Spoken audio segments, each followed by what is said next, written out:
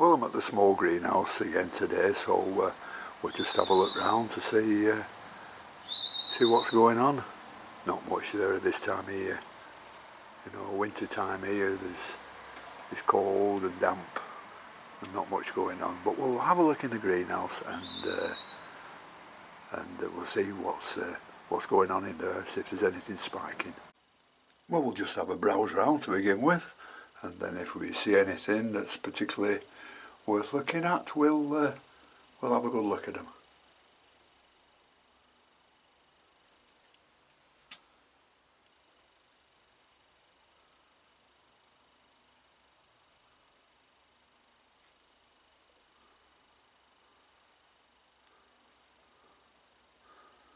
And then there's a big Phaeus under here. Phaeus colossus. Hornet spiking, and there's buds on. Lovely. Beautiful plant this when it flowers.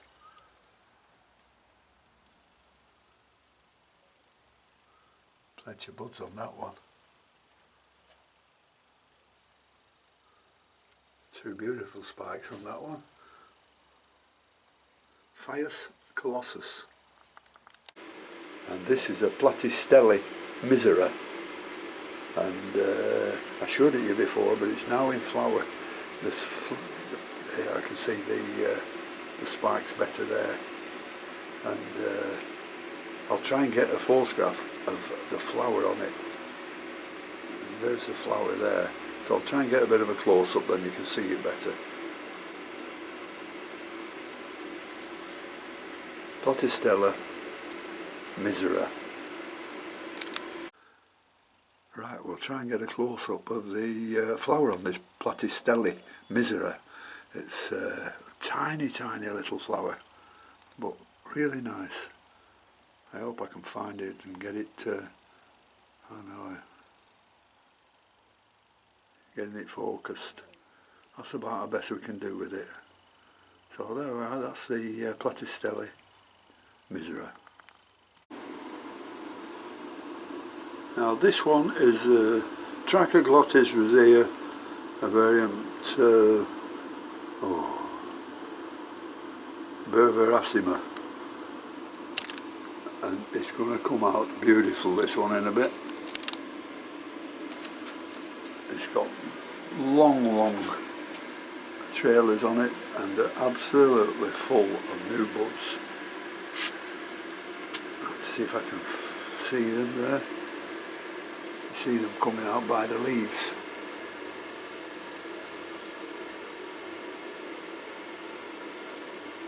And there as well.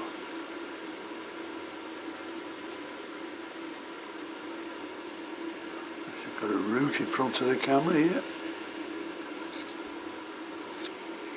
This is going to be absolutely beautiful when it does eventually flower. To show you the whole plant.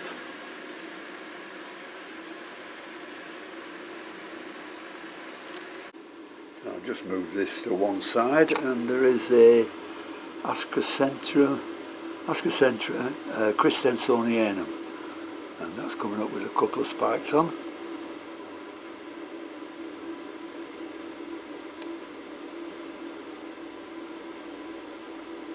There's the other one.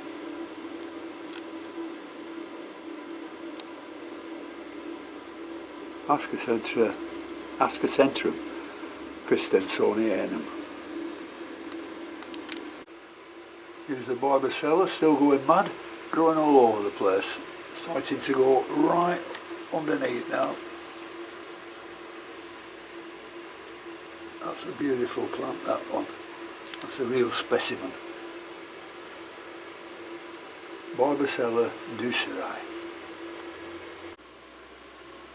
This one is a Sarcochilus hartmannii, and this has got plenty of spikes coming out. They're only small now, you can see one there, another one there, bigger one there. It's got about 10 or 12 on, but I can't show you them all, it'd take too long. So that's the Sarcochilus hartmannii. Then there are some Coelogenes here. She's just lost the name of them, but just pick one up and have a look at it. plenty of pseudobulbs are, and spikes. Oops. The Coelogenes, these. It's got 3 spikes on, there's another one there, as you can see coming up. And she says, well, I don't know what these will be until they flower, and then I'll put a label back on.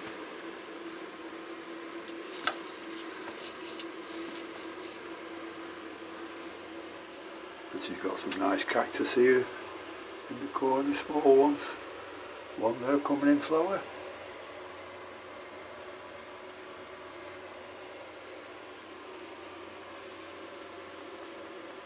Here's an Epidendrum, peperomia, and she's had this years, did nothing, no flowers on at all, but she split it, and now she's splitting it, it's coming into flower.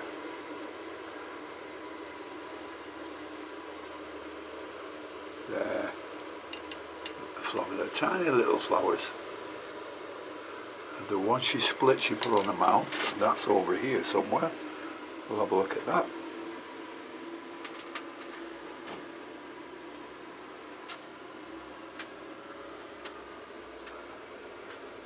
And this is the one she split up, and that's coming into flower. So it's what I've always said about my Phragmipediums. You know, they can grow very big without flowering, but if you split them, they'll flower. If you remember the Richter I had that had it for years, didn't do anything, so cut off a piece that went to Margaret East, and hers flowered, and since then mine's flowered. So if you've got some of it's not flowering, it's worth trying to split it. Although you might not like splitting them, but I have found that it does help them to come into flower.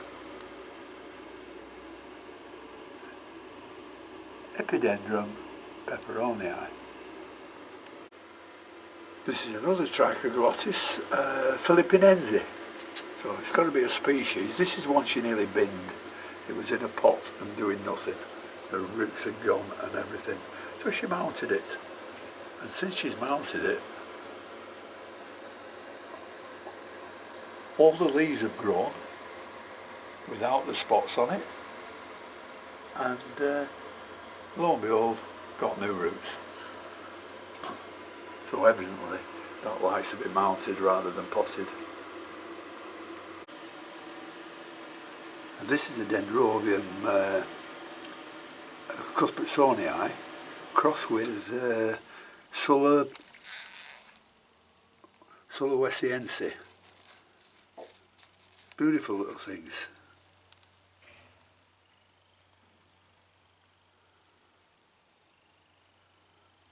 Not the easiest flowers to grow, but once you get them going, they're fine.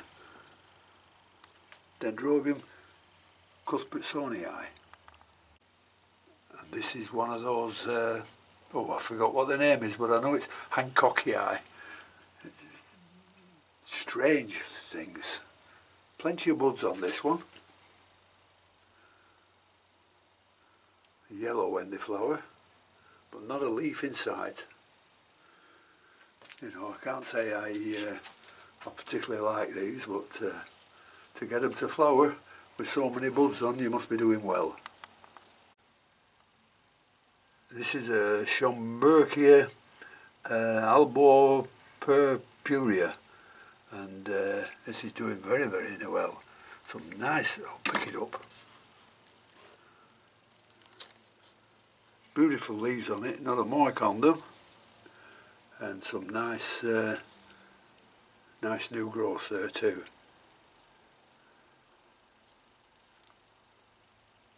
I believe, I haven't seen one of these in flower, but I do believe they're very beautiful when they do flower.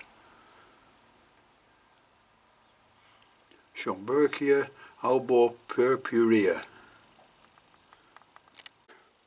I can't get through this properly, so it's definitely a Vanda of some sort, and very nice. Not an over big flower, probably about 4 inches across, but lovely colour nevertheless, beautiful. This is another one she's had for a long time, and it's flowered and flowered and flowered, but then it went downhill, but it's coming back again. It's got 3 new growths on it. Baptistonia echinata. These are beautiful when they flower as well. So that will come on really well in spring. I don't know what these are. Let's have a look at the label.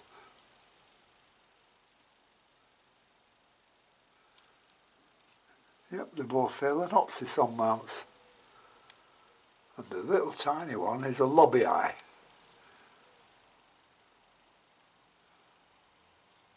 Then we come to this beautiful plant here at the side, a 4N Sophronitis coccinea, or Cattleya as they're now called by the RHS.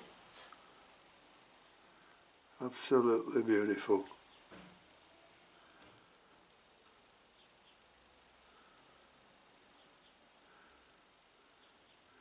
Loads of buds on coming, and plenty in flower. Absolutely gorgeous.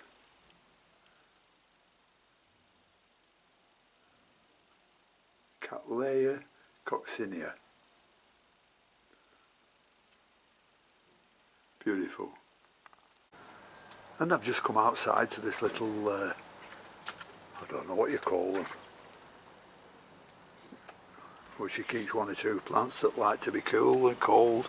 Don't know what that one is there, but I've just noticed she's growing some moss. Well, she never told me, the little devil.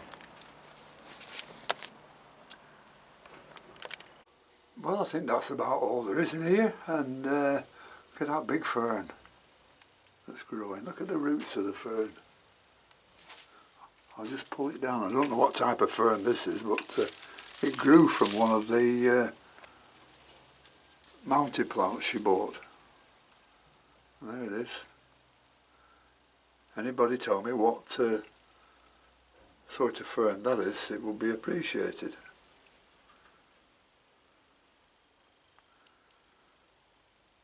So that's about all for now, so thanks very much for watching. Thanks to all my subscribers. If you haven't subscribed yet, I would be very appreciative if you did.